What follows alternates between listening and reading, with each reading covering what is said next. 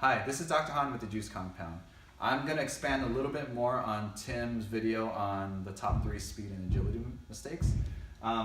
So what I tend to do is I break it down. When I have an athlete coming in, whether they are a high-level functioning athlete or coming back from an injury, it's always important just to break down the components. So if we're looking at speed and agility, it's one thing to have great explosiveness one time, but in most sports you have to be able to do that time and time again right after one another. So it goes down into 2 phases. So the eccentric control and deceleration phase, that's one. So that's the ability to actually, number one, slow yourself down, and then going on to the next phase is your concentric explosiveness or your acceleration phase. So you're going to eccentrically slow down and concentrically accelerate. And then that cycle from one after the other is your repeatability, and that equals sport, because sport is not a single dimension type of thing. You're switching directions, you're going one after the other, you're slowing down, you're quickening up. So I'm going to go through some of the progressions that I use with a lot of my athletes. So let's break down a simple box jump. So number one is if she starts in a good position.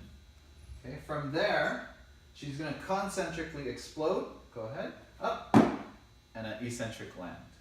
All right, so what we're trying to build is this phase here, repeatability. So we're going to do what we call a single contact. So she's going to come down, load the arms first, go ahead. Good, step back up. We're going to do that 2 more times. Single contact. So she's getting eccentric control and stability here. One more. Perfect. The next step is actually throwing the concentric phase right on top of it. So she's going to load and explode right after that. Go ahead. Good. Let's do that 2 more times.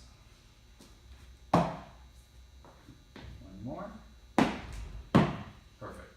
So now, to make more of a transition into repeatability, we're going to do a double contact. So she's going to be really loose and then jump there.